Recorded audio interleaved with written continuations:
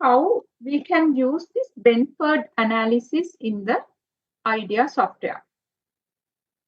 Before going to the IDEA software, I will explain what is this Benford law. Okay, we call this Benford law as the first digit law. Why we call it as the first digit law? Because in this analysis, we use the mathematical principle that describe how the leading digits will occur, or the expected frequency of the leading digit. Say, for example, if it's a first digit, okay, 1, 2, 3, 4, likewise, if it's a naturally occurred database, that is without any tampering, without any changes, that data set should give more number of occurrence of number 1 as the first digit. According to the analysis, historical analysis that they have done, the Benford, the person called the Benford, he has identified the 1 should appear 30%, 30.1%, and 2 should appear 17.6. Because logically, what will happen is in any sequence or in any number, mostly 1 is appearing more, right, than 9. Because we start with 1, 2, then 10, 100. 1 is appearing more in a data set. And how the Benford testing will happen is, it will test the data set for this law. The numbers in that data set will analyze according to the law, and it will give the percentages of appearance of 1, 2, 3, 4, and 5 to identify any anomalies. For that, I have a small video to show you about the idea, how IDEA works. In this, not only the Benford analysis, it talks about how we are going to join 2 data sets with unique features, that is maybe customer ID. We can join data sets and we can identify maybe the transactions without approvals, as well as about the Benford testing. Let's have a look on this video to identify how these are happening in the practical situation in auditing.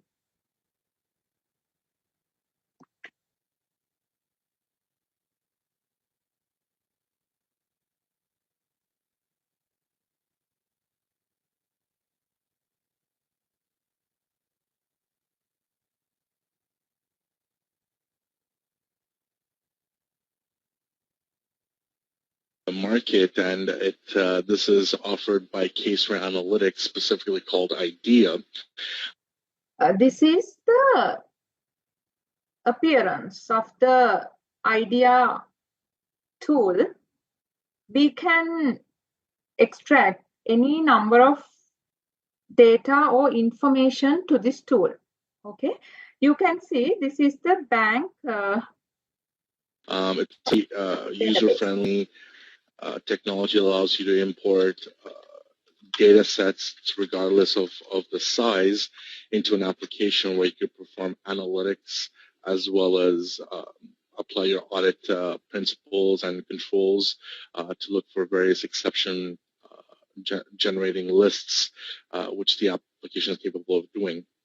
But in these type of tools, specifically in IDEA, you're able to actually use audit-specific techniques where we actually have an integration of Benford's law.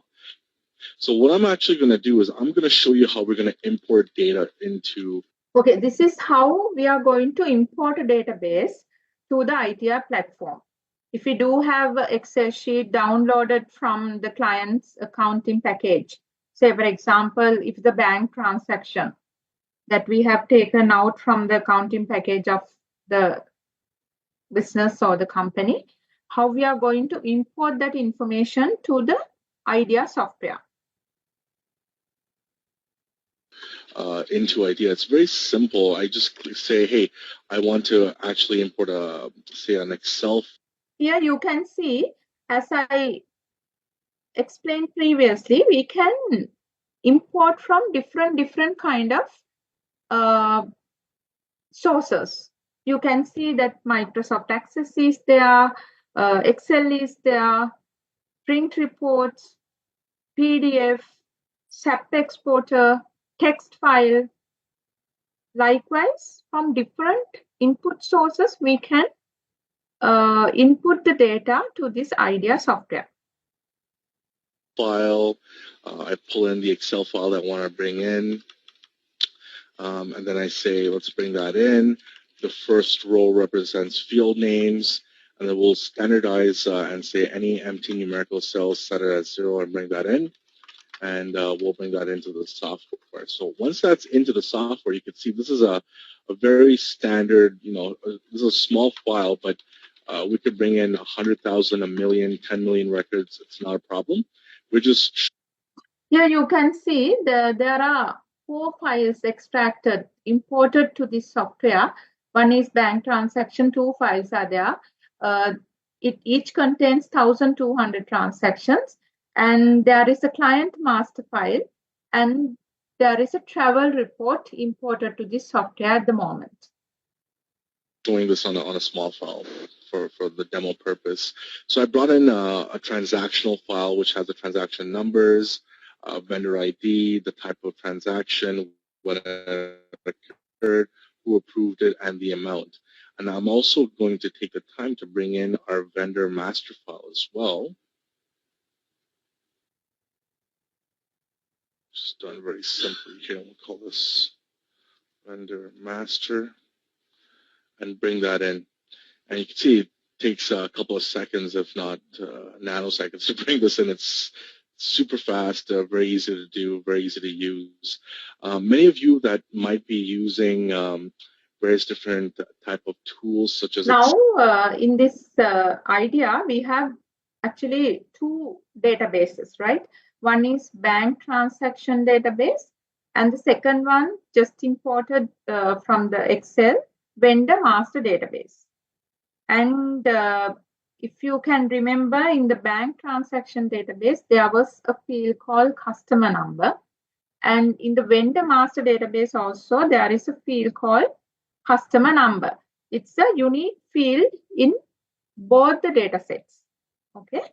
Then using IDEA, we can join these 2 databases using this unique column called customer number. This will demonstrate that how to join it in a while.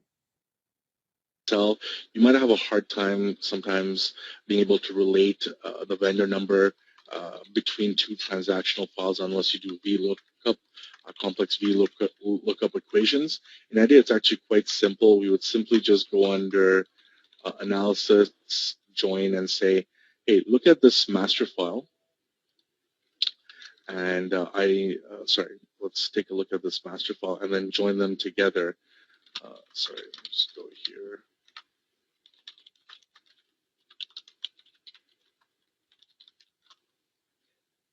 This is join.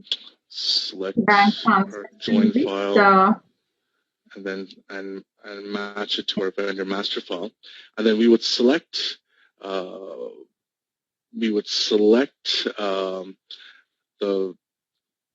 related component between the 2 files. In this case, we'll say it's the vendor number, and then we could easily say if it's matches only, or are we looking for where there are invoices but no vendor information, vice versa.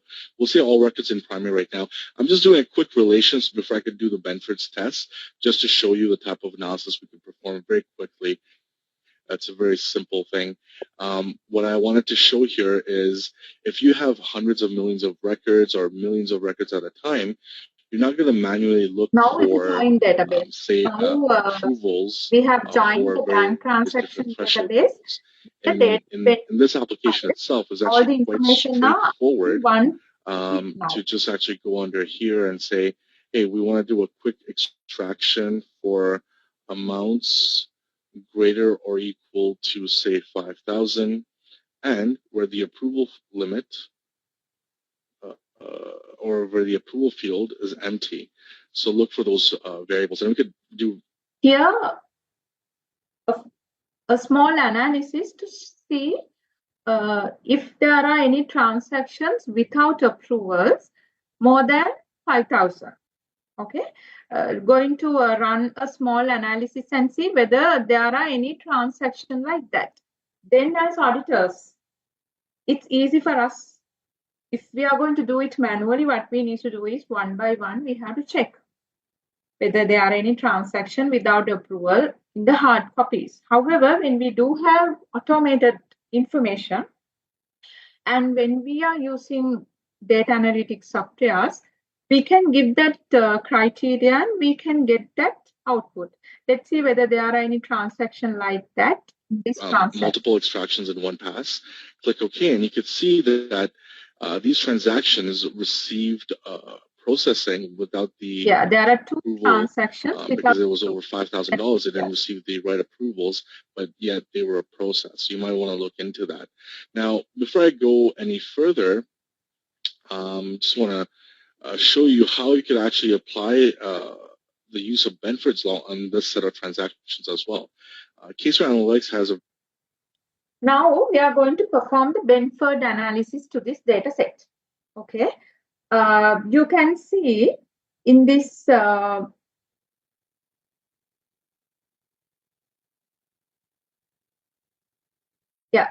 in this tool, once we click the Benford law, this screen will come into the picture. I told you about the first digit Benford law, right?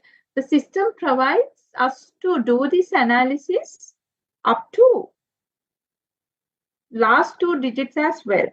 We can select to which digit that we have to do the analysis. We can select first digit or the first two digits. Likewise, we can give. Then the system will run the data set, analyze the data set, and will give the output to us. Now let's see how to do that. Very comprehensive set of Benford's tests built in. You have the first digit, first two digit, first three digit, fraud detection and looking for anomalies and potential fraud. Second digit, last digit, second order test, and summation test. We'll do, say, the first two digits on this data and say generate the exceptions. And you can see as Sundar explained throughout the presentation, the various different distributions. Okay, this is the Benford analysis. You can see the occurrence of number 1 in the amounts and the number 2, number 3, number 4, likewise up to number 9. This purple color one is the upper boundary. And the lower boundary is the green color one, and the expected count is in red. And the actual count is showing from the blue. Then we can see whether this actual count is within the expected count. Here it's within, but here it's no. Number 3. And number 4 is a little bit higher. Number 5 is a little bit higher. Number 6 is no more in the closer to the expected count. Likewise, then we can go into the details as well. Let's try to go into details. Of the numbers on the data, you can see that number 1 typically has the highest yield because majority of the transactions actually start with a leading digit number 1. So on and so forth, where number 9 has less than 5% of the population typically. Now, if we actually go here on the second digit test, you'll see that actually this the IDEA software actually intuitively tells you there are suspicious databases that... Here you can see the analytic tools provides you kind of highly suspicious areas. Okay, here it shows, and in red color, the highly suspicious area. Once we click that, we can go into the details of the transactions as well. You might want to look into. Let's take a look at the 4.9. If you actually take a look at, remember how I mentioned any transaction? Here you can see, once we click that 4.9, the transactions, why it is red, all the transactions are 4,999 and 99. Okay, these are fraud related, maybe suspicions can be there, this kind of transactions are there. Here the customer also, you can see it's 99,998, kind of suspicious.